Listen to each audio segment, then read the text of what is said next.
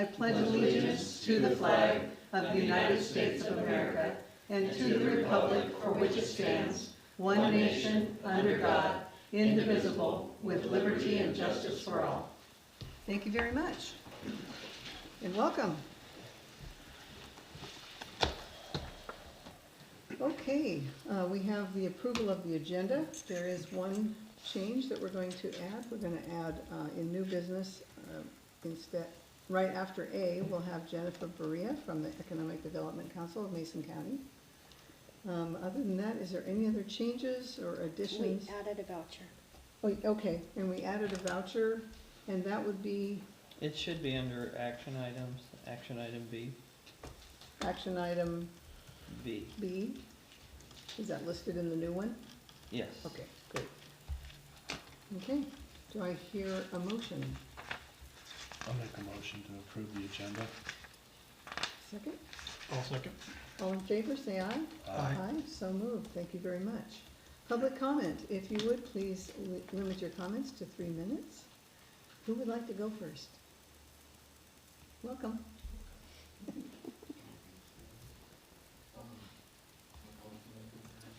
Somebody's thinking. Yeah, sure, I'll go ahead. Phil, you got it? Okay, great, thank you. So I'm Phil Wolf Okay. from Allyn. And we're timing. So let me preface this by saying that I came from a family with deep roots in the forest products industry. I had a meaningful 42-year career working in the forest products industry in the Washington Department of Natural Resources. I worked in all facets of forest management, including firefighter and recreation. At last month's meeting, a resolution was made by this board that will greatly reduce the value of nearly 3,000 acres of trust lands that's dedicated to school construction for generations to come. These funds are used to pay for half the cost of a new school, or say the new school at North Mason or in Shelton. And yes, the money would be used for a new school in Kent. How many acres of forest land are there in Kent? You know, I mean, we have a benefit of having forests in our land that are school trust lands for all the schools. You know, yes, and it's schools in Kent and Seattle, but you know what? It's also Mason County, and we get to enjoy the forest land. Our county commissioners gave a resounding no in efforts to stop the timber sale, severely restricting working forest land. They said no to the resolution. The sale sold with a 66 overbid for nearly $4 million. Harvesting of second growth timber has been occurring for decades in this county. And in some areas, third growth is now being harvested. The Mason County Forest Festival, in part, is a celebration of working forest lands. Just as important as the revenue of these lands provide to our county and schools is having working forest lands. If protests are to stand, at the end of the day, there will be less working forests to provide jobs, logs to our mills, lumber for our homes, pulp for our paper, and there would be less carbon sequestration. The group that proposed this resolution has now sued the Department of Natural Resources to stop a timber sale on Mason County trust lands. This action would be a big revenue hit for all of us. The numbers I mentioned here are appraised value and not the actual sale value. It could be 50% or more higher.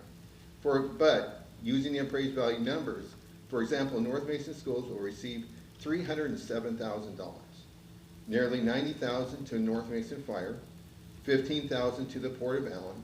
Libraries and roads and the like are also funded, and all I said, nearly told, it'd be $1 million and likely 1.5 to 2 million. In 2018, the Port of Allyn received over $80,000 from the sale of trust land. In 2021, Mason County Lands generated nearly 6 million in direct dollars. I have copies of all these figures and sale figures for the Sherwood Forest. The Port of Allyn has been doing an amazing job over the years with forwarding and building public infrastructure, promoting business, maintaining boat ramps, docks, water systems, and a park. What good governance looks like to me, and I suspect many of you, is to prioritize the wise use of our tax dollars and other government resources to promote safety, law enforcement, education, health, transportation, and public infrastructure. Wading into a protest movement against working force will cost the taxpayers tens of millions of dollars and will limit forest products for local mills and businesses such as Mankey, Sierra Pacific, and Willis Fiber in Belford. Makes no sense and is counterproductive to the port's mission. Again, I mean, I have copies of the revenue from upcoming sales. I have the bid sheets for the Sherwood sale, and if anybody would like more information, certainly contact the DNR or myself. Thank you. Thank you, Phil. Thank you. Anybody else? He raised his hand first. Thanks, Jill. Okay. So Bob, right? Thank you. You would identify yourself? My name is Bob Dick. I am a resident of Lake Nowatzel, retired forester. I'm here mainly as a resource person. I don't have a great speech to give you. I would say in the latter part of my career, I spent the last 20 years working with the DNR timber sales program representing the forest industry. I have a pretty good idea of how the trust lands operate. And I guess the message I want to leave with you is that if you are interested in learning what it does for you, and it does a lot, talk to your county treasurer. They keep track of the money, how it comes in, how it goes out, and it's well worthwhile knowing exactly what you're getting, because it is substantial. I guess with that, I would say that if you have questions of me, I'm here. I'll be glad to come back. I did it for 20 years. I represented the people who buy DNR timber. I guess one last thing I would say is I read something in the newspaper about these giant forest industry companies with bazillions of dollars to spend, et cetera, et cetera. The people who bid on DNR timber are family-owned operations. I worked for them. And they did not get to where they are by being multi-billionaires and wasting money. They're good, honest, hardworking people. They got to where they are by working hard, and I'm pretty proud of it. One last thing is that I have a lot of respect for the DNR professionals. If they tell you something, you can take that to the bank. Thank you. Thank you, Bob. Bob, were you from the American Forest Resources? I worked for them before I retired. Oh, okay, because we actually gave you a big block of time No, afterwards. Person is supposed to be Heath Oh, okay. Heckliff, I can't. I Oh, don't know so how there's you supposed to be pronounce another it. person? Okay. Yes. Okay. Well, during that discussion, if you have more to add, then please do. Okay, and Thank if you have questions, I'll be glad to Great. answer, stick around, whatever. Thank you, Bob. Thank you. Thank you. Jeff?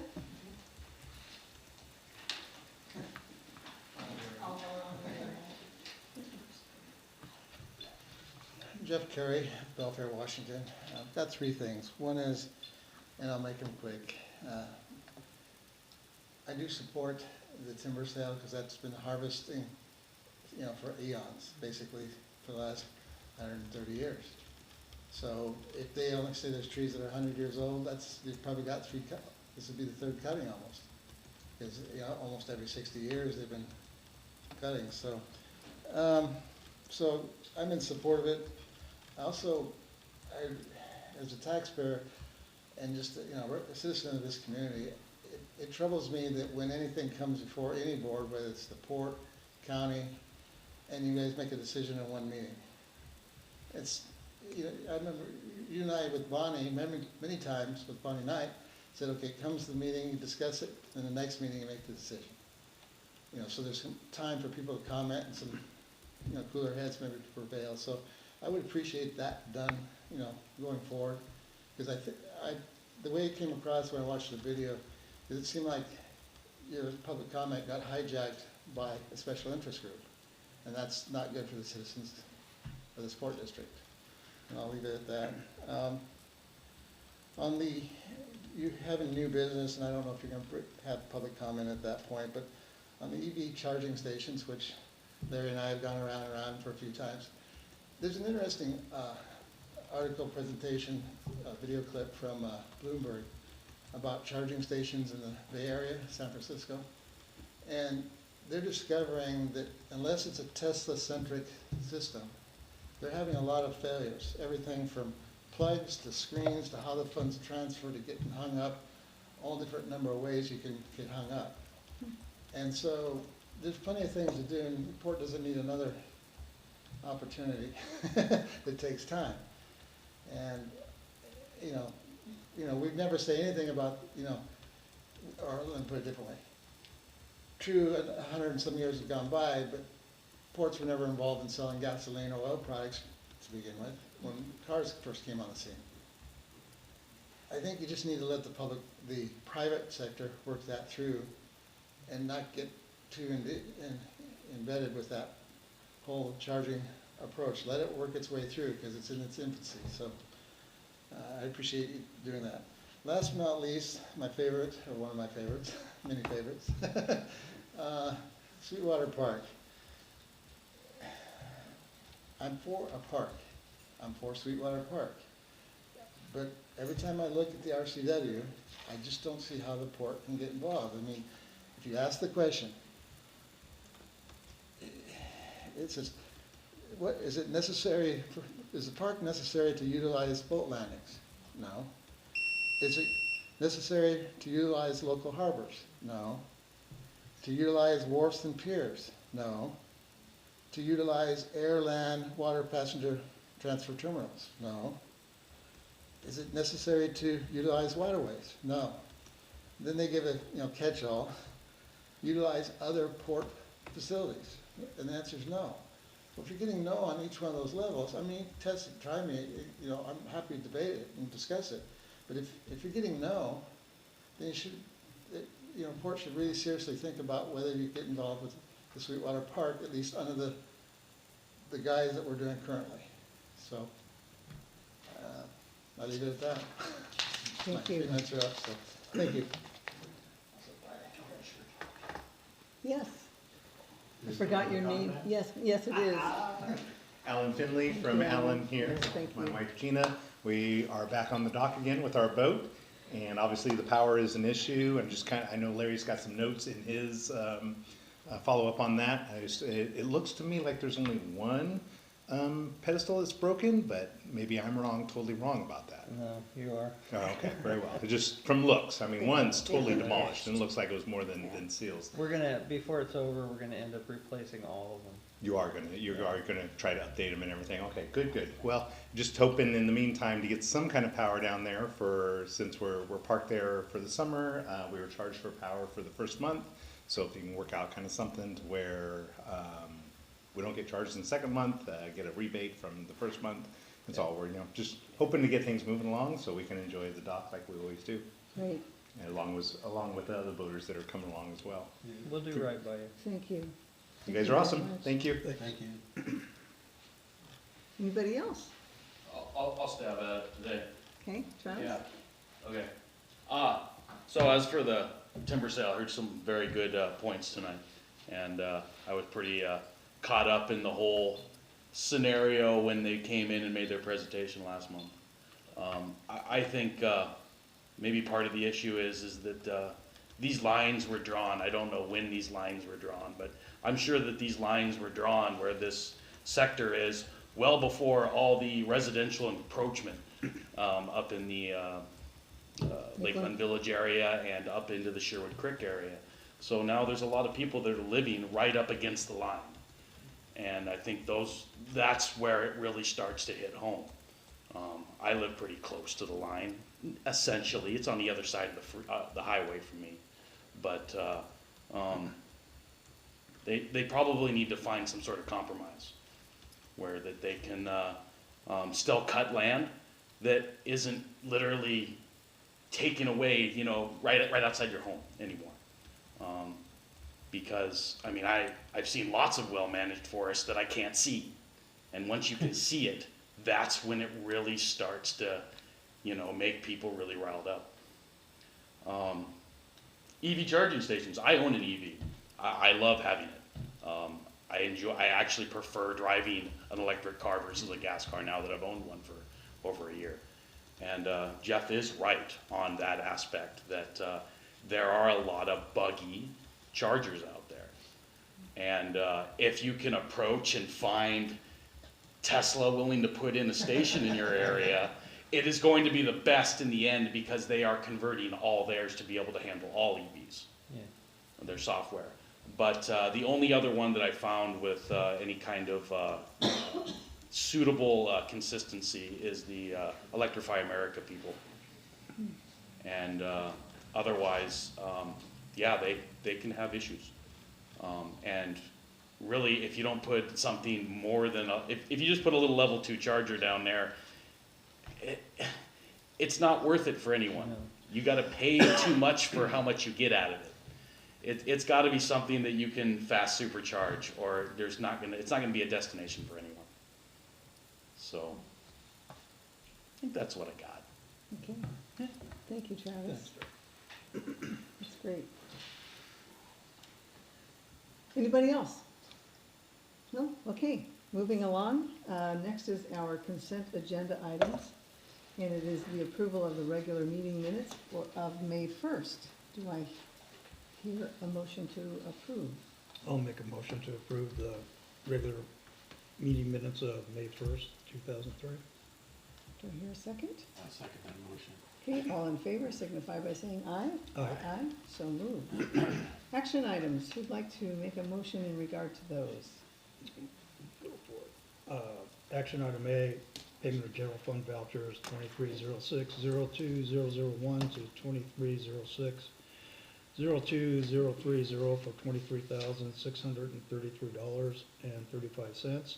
Payment of general fund voucher 2306-04001 for $42,000. Item C, voucher 2306-011, or excuse me, 1001 to 2306-01009 for $22,959.32. And the last one, voucher number 2306-03001, 2306-3002 for $5,522.23. And the additional And- one, That was a $42,000. 42,000. Yeah. And That then was under also me. approval of digital signatures. And approval of digital signature, all documents needed. Okay, do I hear a second? I'll second the Okay, motion. all in favor signify by saying aye. Aye. Aye, so moved. Just to clarify, Mm-hmm. the extra voucher for 42,000, that was for the repair of the dock at the North Shore, and we were reimbursed, except for our $1,000 deductible by Enduros for that already. Okay, All right, excellent, good. thank you. Commissioners' reports. Who'd like to go first? The only thing I have to report, it's a pretty busy month, but I just attended the one meeting in the beginning, 1st of May, for the commissioner meeting here. All right. All right.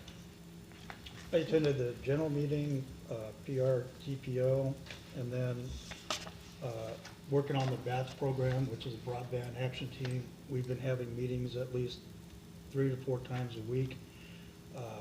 We have an excellent team up here in Mason County, an excellent team up in Mason County, and these people, I got to give a shout out to Dan Tudenberg. He was really good, instrumental in bringing these folks together. And so we're writing our report. Our initial, hopefully you get a draft. Our initial report's going to be on June 9th, and we're going to have everybody on the team review it and add comments, and then the whole project, at least this first stage of the project, will end June 14th. That's where everything gets submitted and it gets rolled into the statewide report. But it's been a lot of work for a lot of people. It's been interesting to see where we can go with this BATS team. So hopefully we're going to continue the BATS team. That was discussed. So maybe meeting quarterly to improve our digital equity and infrastructure here in Mason County. So good stuff though. Fantastic, that's great.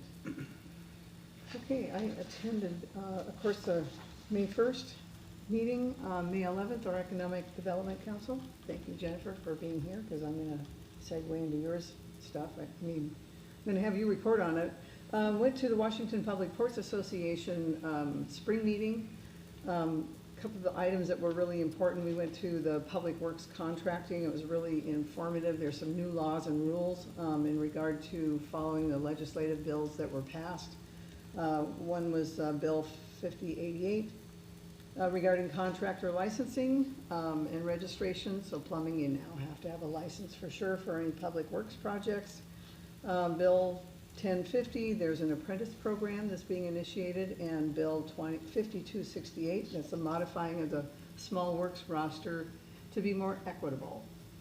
Another class we went to that was really good was a communications class, and some of the speakers were excellent journalists. One was from the Spokesman Review editor. I can't remember his last name. First name was Rob.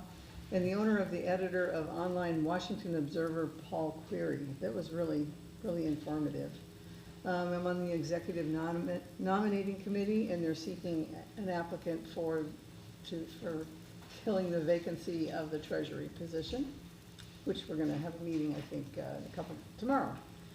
And then, of course, June 1st, the EDC meeting with the Recompete pilot program, and I'll let you explain more about that. And then I attended a DNR focus group on June 1st, the last one before the summer, and that was really good.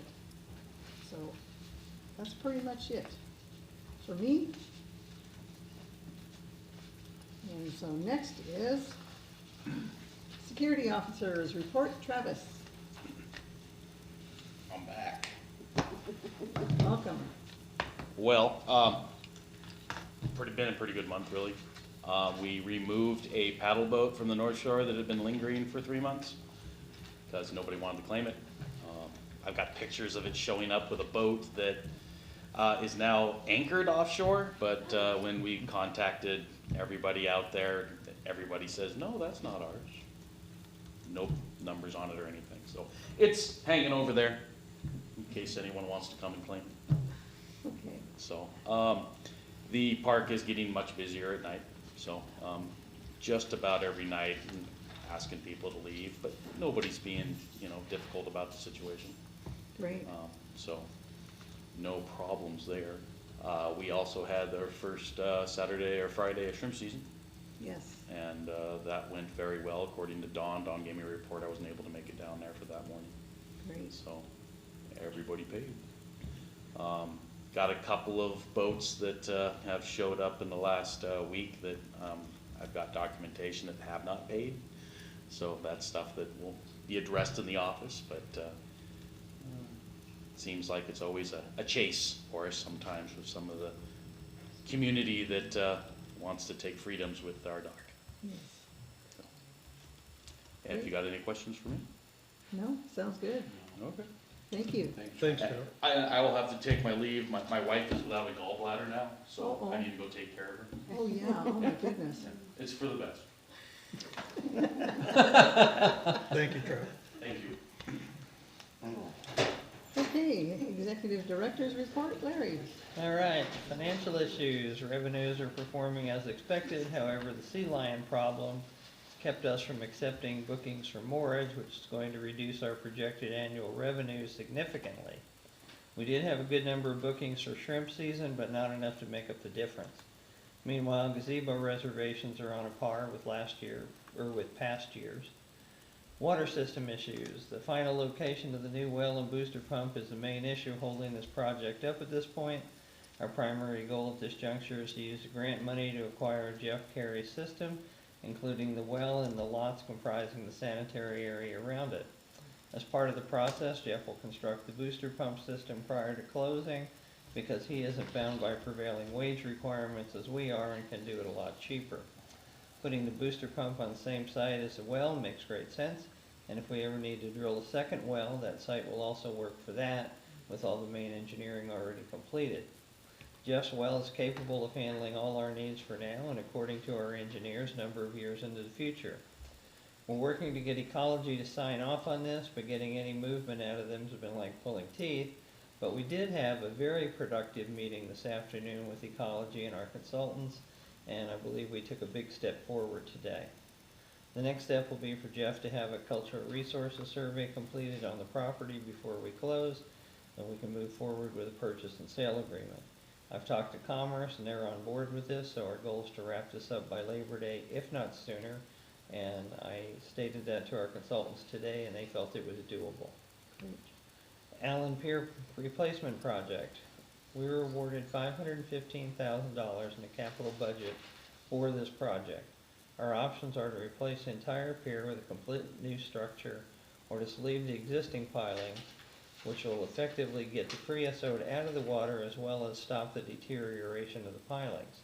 However, we'll have to drive new pilings for the ones that are missing. We're exploring the feasibility and useful life of both versus cost. In the meantime, we received a bid from the contractors that repaired the North Shore dock of $651,327.63 to sleeve the pilings, which didn't include driving new pilings for the ones that needed to be replaced. That would be an additional $51,000 to replace the missing 4 pilings. I received the specs they used to bid on this, and I'm working on developing a request for proposals to post on MRSC, see if we can get anybody to beat that price and still stay within our budget. Sleeving the piling should fix the immediate problems and put off any rebuild for at least 10 or more years. But we won't know enough to make a decision until we receive other bids, which we'd be required to solicit anyway. Sea lion issue. As you are well aware, we were invaded by sea lions on our dock. They've done extensive damage, and I was supposed to meet with representatives for Honduras, but the representative had a medical emergency on our proposed meeting date, so it's postponed. They want to see the situation firsthand. But the sea lions have left. There's no point in doing anything until they left. No point in doing anything if they just continue doing damage. We are scheduled to meet Wednesday at 11 o'clock. To prevent this from happening again, I've contacted a fencing contractor to see if it's possible to construct a fence on the dock with gates for the boaters. Would have collars around the pilings similar to what we use on the North Shore to allow the fencing to move up and down with the floats. Waiting on a bid for that. We're going to have to replace all the power and water pedestals. At the WPPA spring meeting, there was a lot of talk about electrically powered boats coming soon and becoming quite common in the next few years. So I'm looking into the possibility of retrofitting our dock with pedestals that also include level 3 chargers for boats. I'm still researching this, and the main question is, do we need an additional power supply and electrical panel to supply just those chargers on the pedestals, or will the chargers also power the electrical outlets on the boats? If not, we do need an additional power supply and panels. We'll have $5,000 money for that.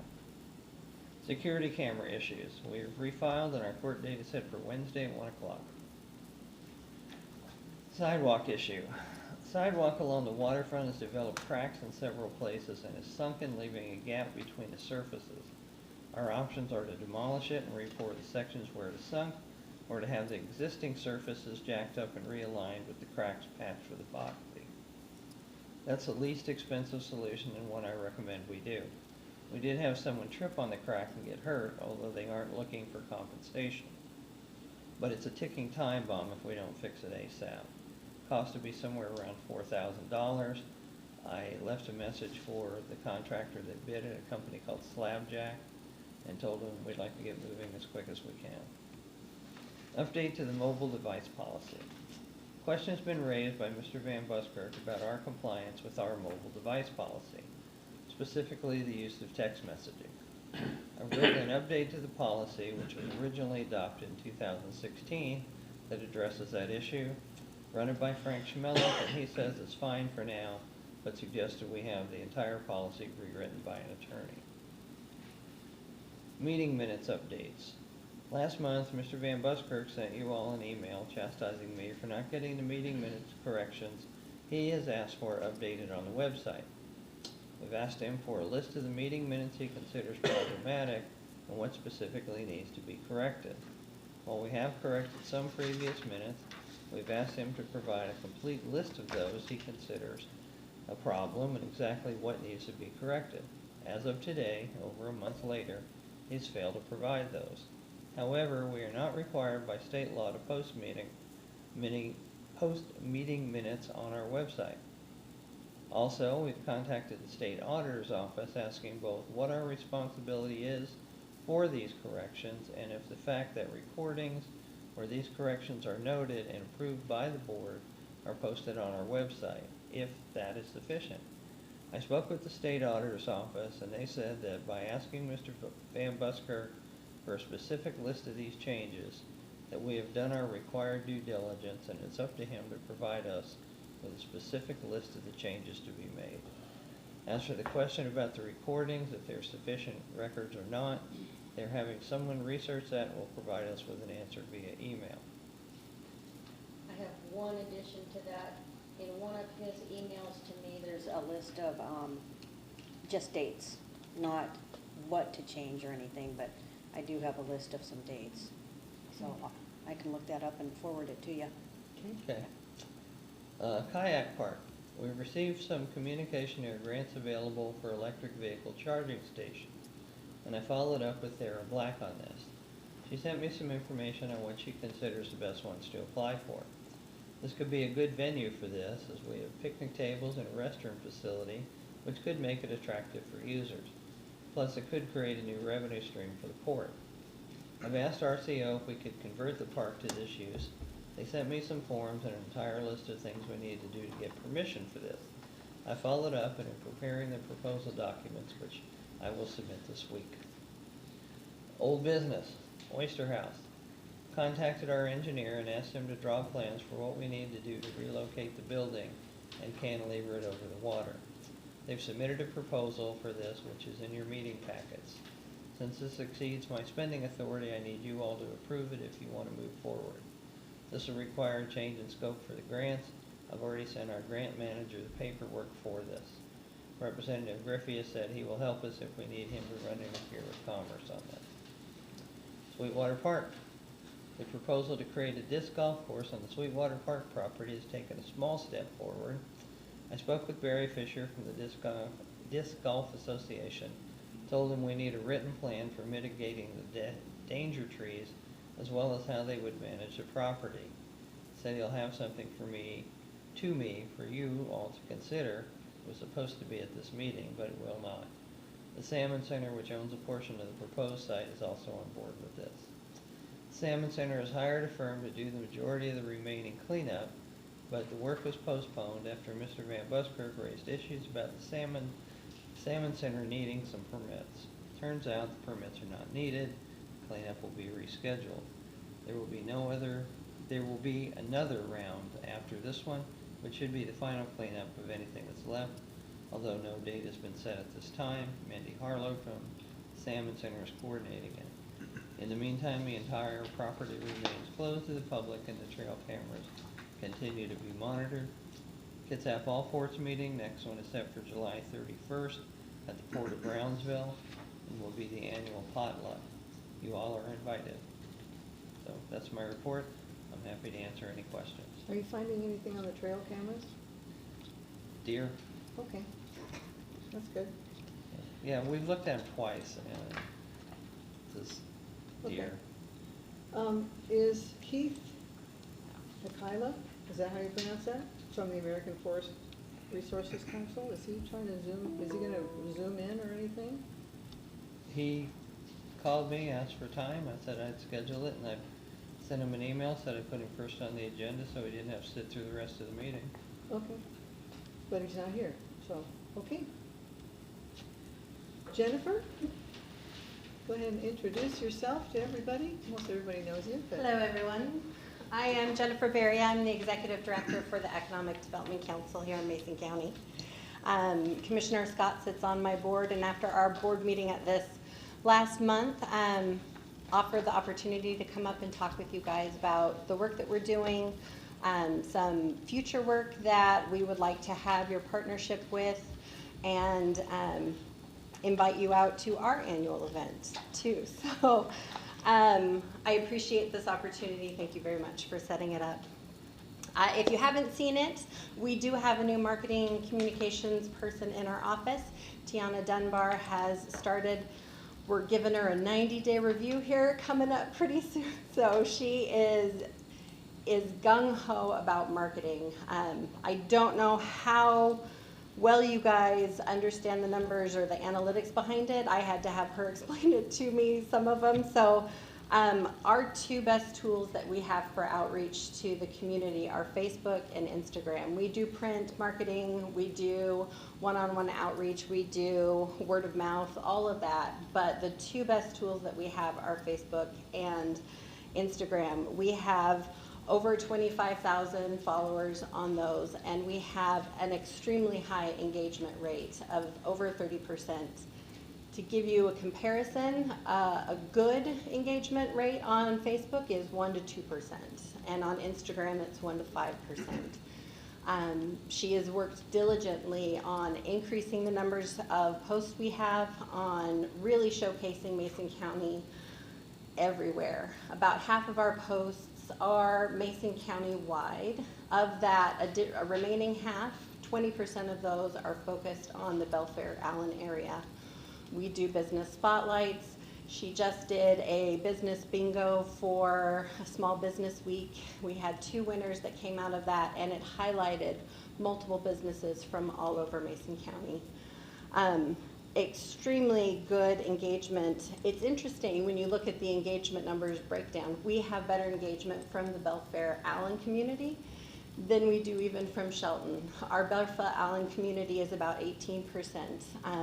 Everywhere else kind of encompasses the rest of that, over 30%, but it's really good to see that engagement from the North End on the content that we're putting out. So if you haven't already, or if you aren't already, please feel free to follow us. You'll get a really good snapshot on what's happening here in Mason County. You'll get a really great look into the businesses that we have and the different opportunities that we are here to offer for you.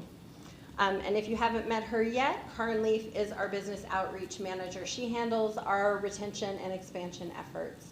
We pushed out over the last few years almost $1 million specifically to the north end of the county in support dollars through COVID, through coming out of COVID.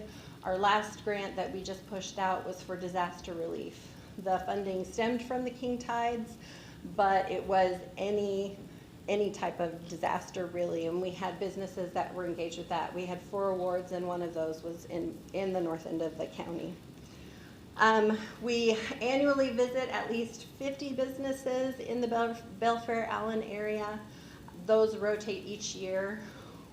We'd love to be able to be staffed enough to visit every business, but we try to really rotate through and get a really good handle on what the businesses need, what are barriers that they're experiencing, and how we can help them through those different issues that we've been having. An example of how we help the public side as opposed to the private side, we do both. We just helped the Port of Grapeview get funding to support their commercial dock because of the businesses that utilize that as well. So really outreach for our businesses and for the help that we can provide either in permitting assistance and site selection, helping with expansion programs. We are working with 8 businesses currently that are looking into expansion opportunities for their existing business. Whether it's a product line or a workforce development side of it, we help support those efforts. Recruitment falls on my shoulders. Over the last few years, we've had about 26 requests for proposals. This is to give you guys an idea of those numbers. 26 is the big juggernaut number. 20 of those we are not able to respond to because of utility capacity requirements that we cannot meet. A small percentage of those are for existing buildings, sizes that we do not currently have empty and available here in Mason County at large, not just Belfair, but including the Shelton and Hoodsport area. We did submit the 6 proposals. 4 of those included I can't speak. 4 of those included a Belfair site. we are actively engaged in recruiting opportunities for Mason County as a whole. We have 2 of those moving forward. One that has sited down in the Shelton area and another one who has a site that is its top Pacific Northwest site. They're still moving through the kick the tires on this site phase to see if it will work for their company. As we've worked with those proposals, we have looked at our infrastructure capacity. There are no development areas within our borders that don't need at least one major utility improvement to reach the capacity to do any significant development. So that's a pretty major barrier. The work that we're doing to overcome that, we've got a workforce infrastructure task force that has come together to look at the different projects that our public entities have, to help prioritize those and to help them seek funding for those. We have been successful in helping secure funding for at least 6 projects. We've worked with the PUD 3 for the Belfair, we'll call it system capacity because it's not specific for a substation, but one of the significant barriers that Belfair has is its cap on the available capacity for electricity. You can develop all you want to. Businesses tend to want to be able to turn the lights on. So in order for us to be able to respond to those, or even to move forward with targeted recruitment to specific industries or to specific businesses, we need to be able to meet their minimum requirements before they'll even consider looking at Mason County. We have started bringing awareness to that problem at a state and federal level. We have hosted Congressman Kilmer, Senator Cantwell. We have hosted the Economic Development Administration, who provides quite a few regional funding opportunities for those infrastructure type of projects. Very excited to work with us on what we're moving forward.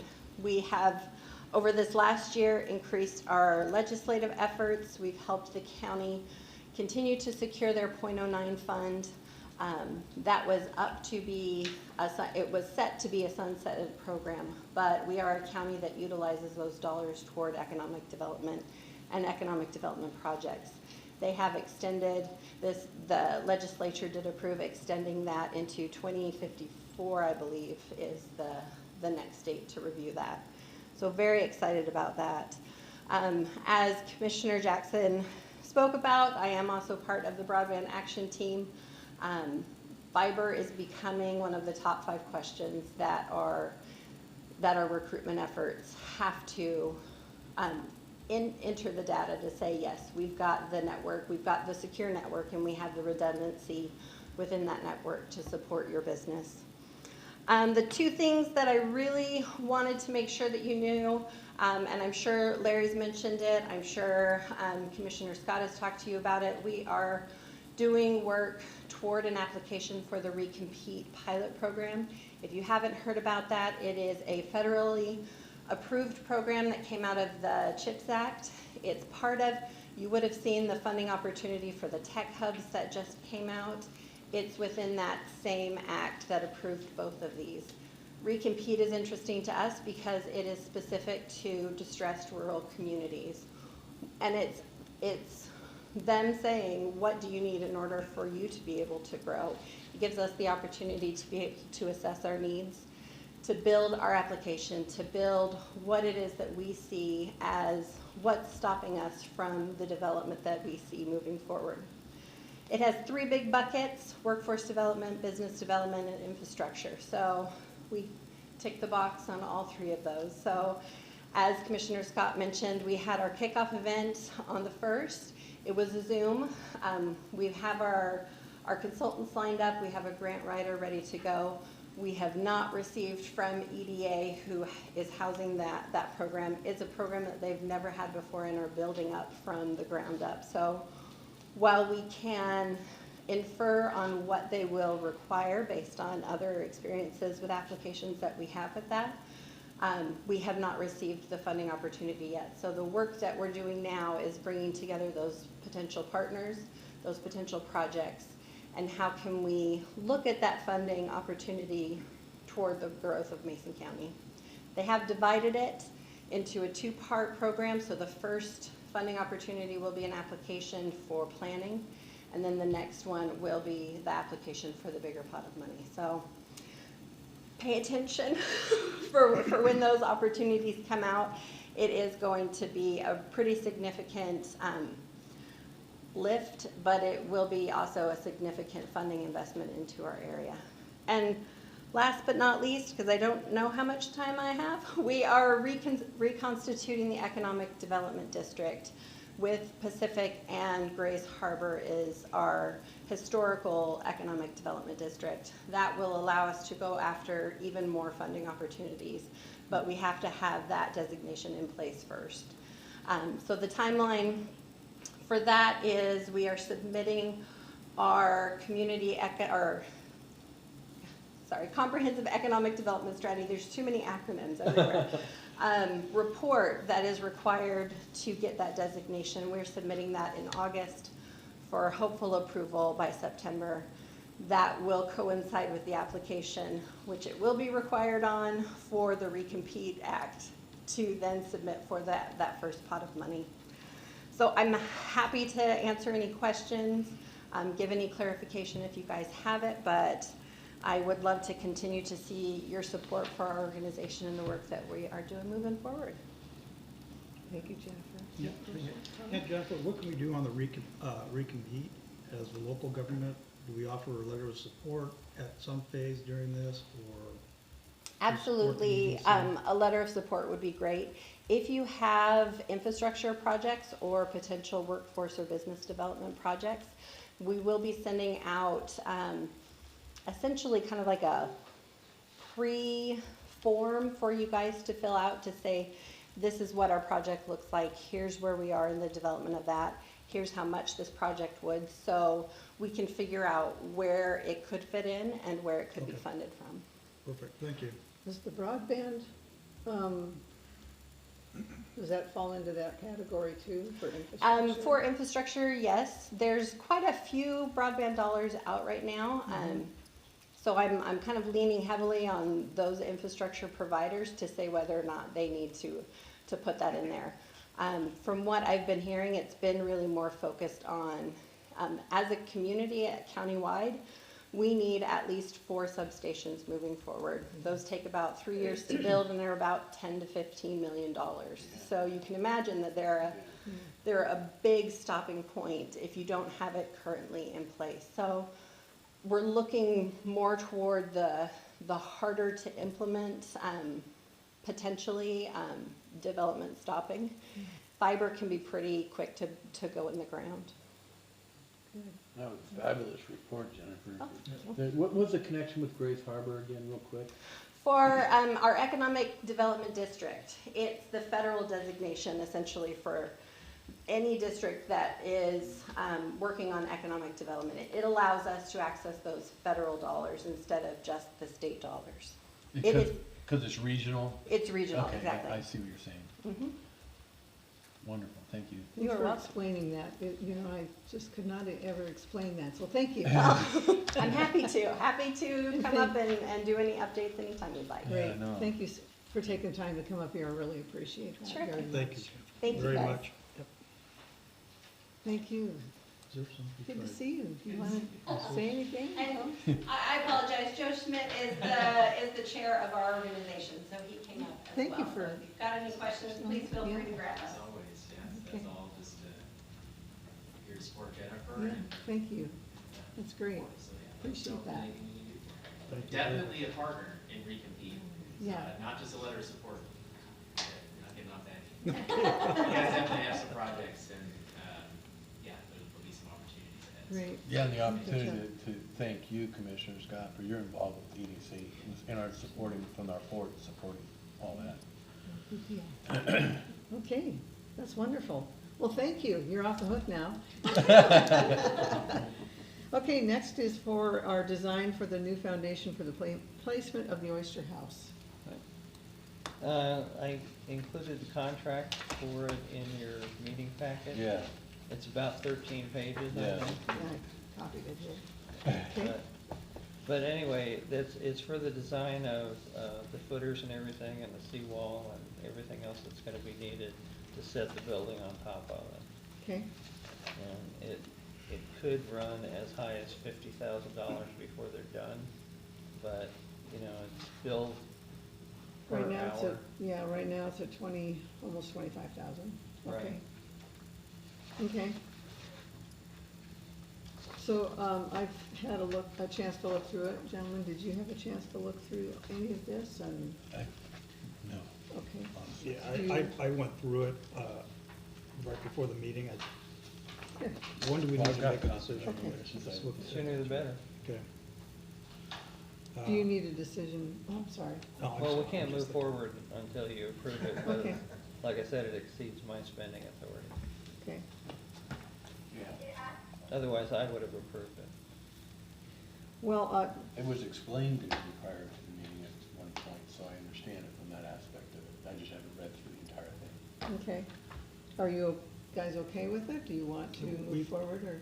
Yeah, we've discussed this. Yeah. And I think I'm comfortable now that I see what the cost is gonna be, or potentially be. I feel comfortable approving it. I'm just going through it again. A lot of it's just definitions and terms, Mhm. but then when you get down to the nitty-gritty about what work is gonna be done, I feel comfortable with all that, so. And I'll support the commission on it with my understanding of previous meeting explained to me, and I've only read through part of this, but I'll support the commission on it. Okay. So do I hear a motion to approve? I think we have a question, if you don't mind. Question, oh, thank you, Jeff. I'm sorry. Question, Yes. you know, I've watched different meetings. Last time I heard, we're trying to pick whether this is gonna be moved in just to the shoreline or still go over the water. It's gonna be cantilevered over the water. There's a certain distance we can cantilever it out without tripping the need for an Army Corps permit. So we're going kind of in between what we were and what. Kinda, yeah. Okay, got it. All right. Thank you. Mhm. We just don't wanna go through the Army Corps permit process again. It'll take Yeah. another year just for them to process a So that permit. process we lost long. Plus, they've increased the 100,000. mitigation regulations, Right. which would probably add $100,000 to the cost. So this is cheap, easy way out. And And it'll be stays within our effective. budget. Yeah, and plus it'll keep us historical, because it'll be Yeah. still somewhat over that, the water. It's still on the water. Yes. Yeah. Okay, got it. Thank you. Okay, thanks, Jeff. Do I hear a motion? Yeah, I'm We sorry. already have the grant money position for that, Yeah, right? we do. Yeah, that's, Yeah, we have 3 grants for right. this, for the Oyster House project. yeah. One of them is, we have about $100,000 left in it, and the other one, we have 344 to finish it, and then we have another one for $10,000 to fix the parking lot after they get done messing it up when they move the building. Okay, So- cool. All right. Do I hear a motion to approve? I'll make a motion to approve the geoengineer scope of services for the Sergeant Oyster House building relocation. And I'll second the motion. It's been a long time coming here. All in favor signify by saying aye. Aye. Aye? Okay, so moved. Okay, updates on the mobile device policy. Okay, So- this became necessary because Mr. Van Buskirk was doing public records requests for all of our text messages and everything. And he is saying we have violated our own policy. The original policy was adopted in 2016, but what we have found is text messaging has become more and more prevalent now than it was then. And so we made some adjustments to it. It was pretty strict before about, we just couldn't use it, but, or, you know, only use it in emergency. But it's working better for me to be able to text you guys if I have a question about something and I can't reach you, or I email you and you didn't look at your email that day. And, you know, it's just become more of a convenience. So as long as we don't do anything that violates the Open Public Meetings Act or the Public Records Act, there's no reason to not do it. right? Yeah, I'm good with that, because texting is, And So I can common. add, we don't have to sit and transcribe every word now. We're learning how to just forward it to a file, and then we can archive everything. okay, And so it's perfect that way, and it doesn't take up so much time and money. great, Yeah. very good. So the changes are in red on the thing, on the document I sent you, and then in blue in the emergency situation section. I see that. Yeah, I'm good with that. Yeah, I am too. Okay. Ted, do you have any comment? No, I agree with what the changes are. Okay. Do I hear a motion to approve? I'll make a motion to approve that change. Okay, the proposed update on the mobile device policy. Okay, do I hear a second? I'll second. Okay, all in favor signify by saying aye. Aye. Aye, so moved. Ted, you wanted to discuss about the electric vehicle charging station, correct? That's all right, just, hey, go for it. That's what this is all about. There is a lot of money out there, and you're right, Jeff, you bring up some good points. But I just don't see Allyn with the infrastructure besides the port to get EV stations in here, and that have the space. And I think there is a need. I see Lakeland Village folks driving more and more electric vehicles, and so I do see a need. And part of the PRTPO is lining people up with grants, government with grants to I get it. don't have any problem with that, I'm just saying, I'm looking at, if, I'm not saying they're right, but if they are really running into that much, finicky, maintenance on it, Yeah, and we just, you don't want more work. Can I speak to that? Sure.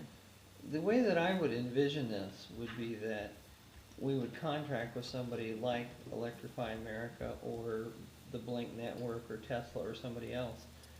They would own the equipment, we would own the location, of course. They would own the equipment, users would pay for it, and we would split the money with them, and, they'd be responsible for all the maintenance of the equipment. We don't wanna be in the maintenance business for this, so. Well, that sounds doable.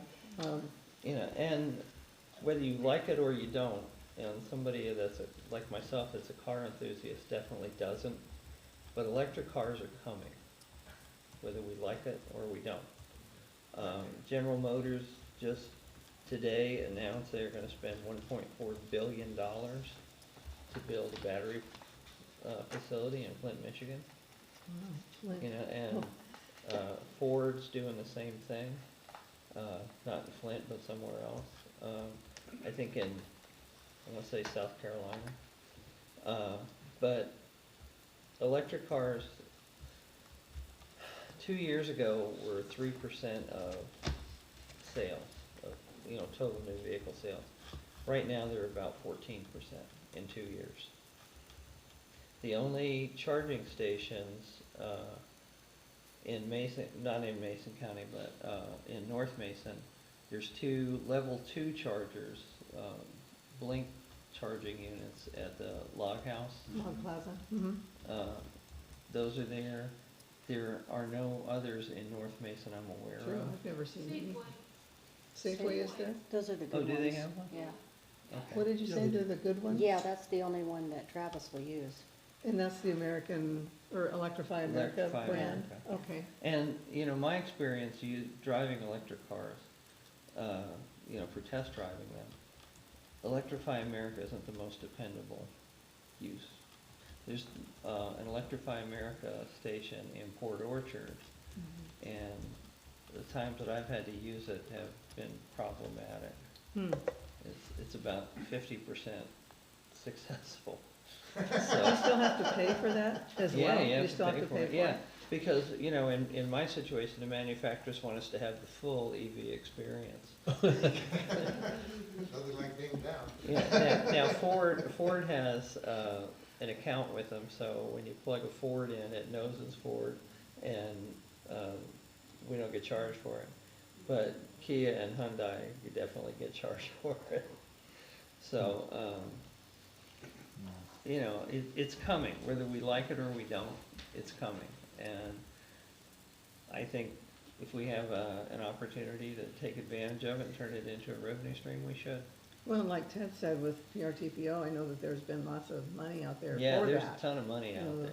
The feds are pushing it, so at least to investigate it in my mind. And that's what I was just gonna, Yeah. I just keep on looking. Yeah, In the Bloomberg article, this actually said, and I couldn't believe what I was reading, the places that were having the most problems, where the most dollars were being put to the problem, you know, government and otherwise, sure. I don't. No surprise. Well, you'd think it'd be a little better than that. I'm not against it, I think it's great, I just, you know, I just don't wanna have another, you know, kayak park opportunity. There was, and Larry touched on it briefly, I was watching a special on the Outdoor Channel about electric boats. Right now, they're just way too cost prohibitive, and to be honest, the manufacturer that's building them, I don't like the aesthetics of them. But, you know, they're right now for, I think, a 23-foot, they're going for 150,000. And so, and where are these people gonna charge them? They're gonna bring that 23-foot boat into their house, you know, in their garage, and They're gonna run a generator to charge it. so, but it was interesting, they, you know, that was something that, the person doing the narrating said that they're coming, Yeah. get ready. I Yeah. just, Yeah, I was just gonna say, at the WPPA thing, they talked about those at some length. Yeah, tugs and airplanes and, Yeah, you know, there's lots of prototypes out there and things that are operating now. I think I'd have reservations about getting on an electric airplane, but that's just me, you know. you have to have refueling stations in the air. One other thing with it's a part of this whole thing is the actual electric grid infrastructure. That's gonna be the other side of the equation, because as years ago I did worked the numbers for somebody, and it's, if you wholesale get rid of combustion engines, which over time you will, like right now you need 3 times the grid to be able to do it, and you need to get people off this 8 to 5 thing as far as how they charge, how they come home, how vehicles are handled, because it blows the hell out of things when everybody's hitting it at 7 o'clock at night. And, and it's different in California. California has a big surge in the 6, 7, 8 o'clock, whereas in Pacific Northwest, our big surge is in the morning. And it's just totally different. And so there's a lot of issues they're trying to work out simultaneously here. So Yeah. I only bring it, not because I don't want them. I like juice. Well, on a large scale, if petroleum still wasn't the primary thing that was used to create electricity, then we're really not solving it on this end either, so, just the whole thing is gonna be interesting to follow. Well, Something to consider too is the political situation in 2024. You know, the Biden administration is the one that are driving this. Right. Now, if the Republicans take over Congress in 2024, or the White House, I think the enthusiasm level for this is gonna be reduced. Well, we might find a balance in that. But between now and then, there's gonna be, another 1 million electric cars sold, and they've still gotta get charged. That's true. that's why you don't tear down the dams either. 'Cause No. there's people Well, trying to yeah. get rid of the dams, don't get rid of the dams. You're talking Yeah. We need that renewable, Communications. yes, Yeah. we need that renewable resource for sure. Yeah.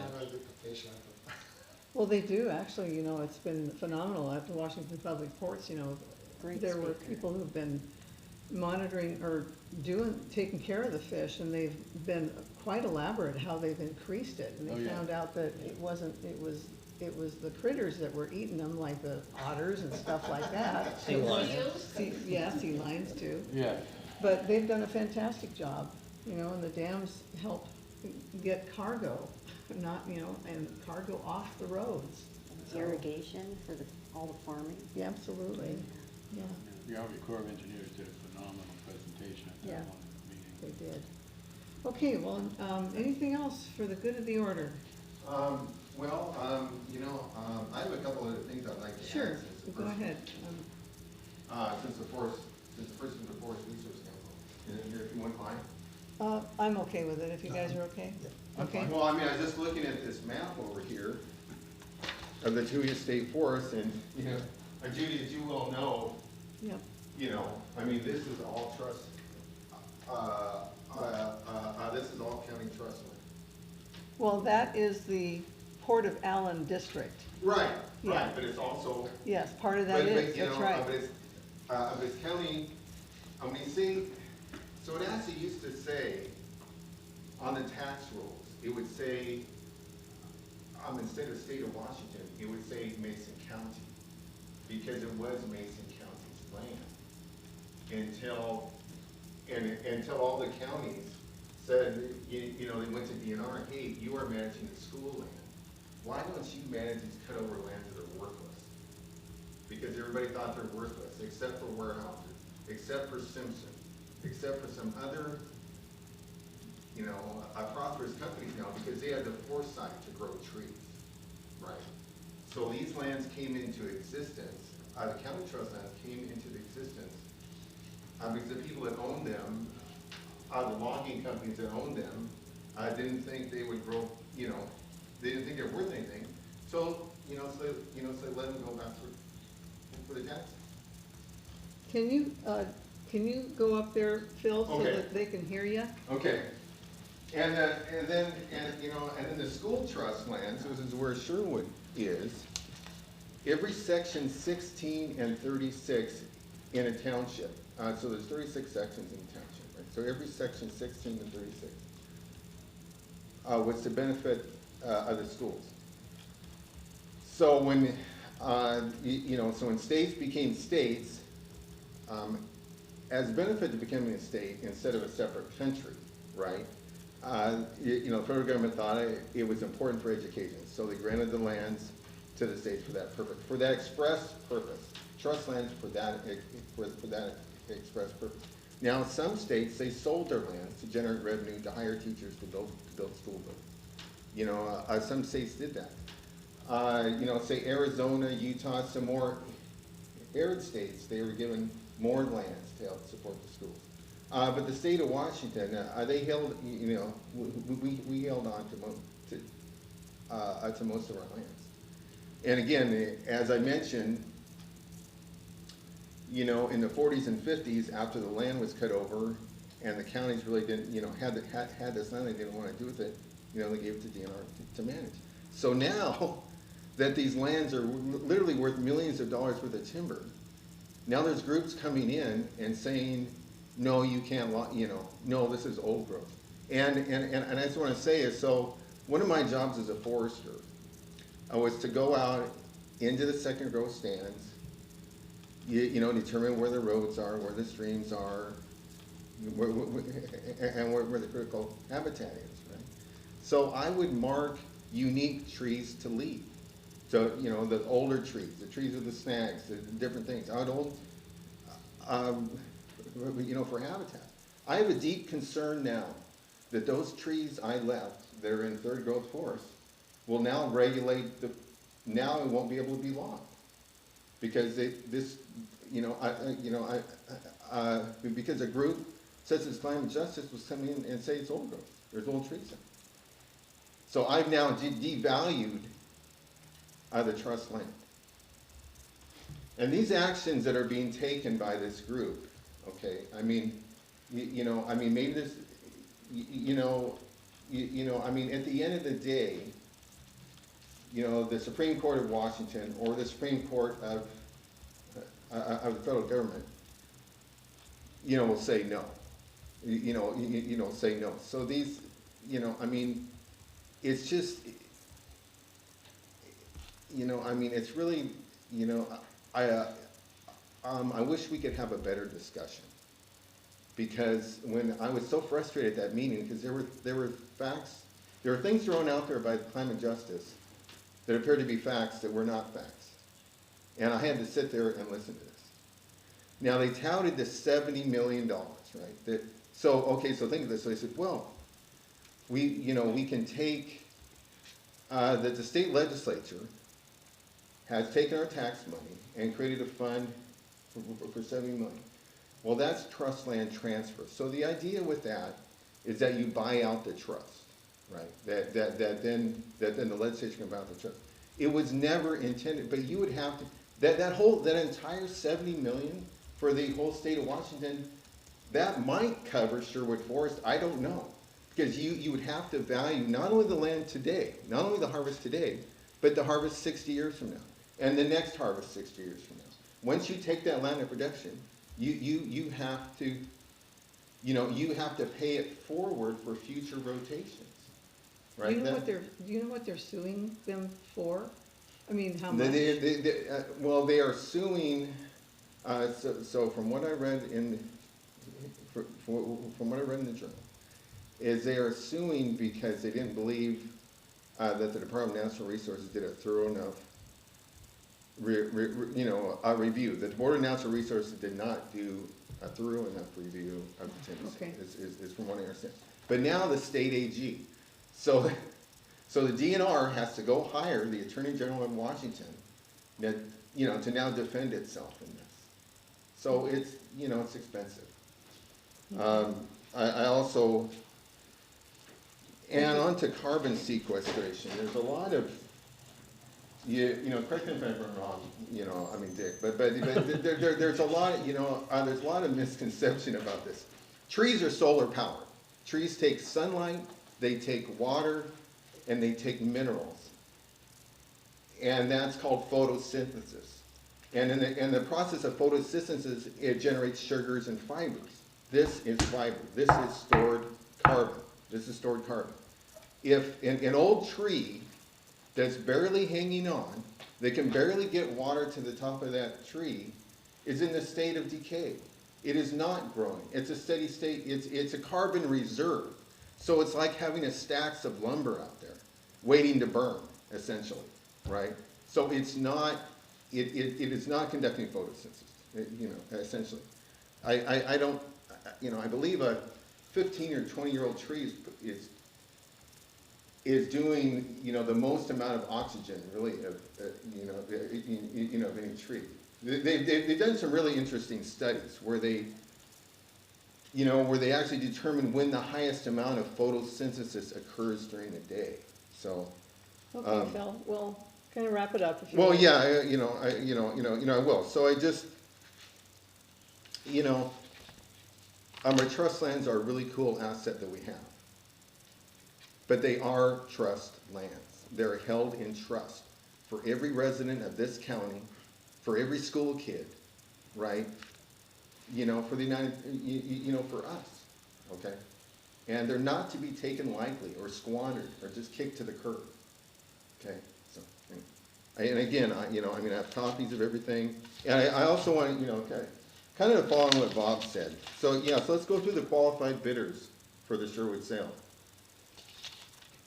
Sierra Pacific Industry, Shelton, right? That, they would mill the wood there. They would take the wood, they turn along the hierarchy.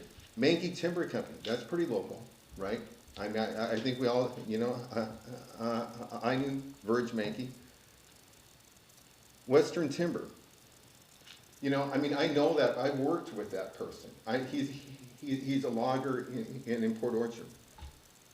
Murphy Timber Company, I think they're in the Elma area, okay? I don't know the height, I personally don't know the highest bidder of these others, but I'm glad it went to the highest bidder because we should get the full value from the trust. But that last mention that Climate Justice mentioned about something about, well, I guess it's all about dollars.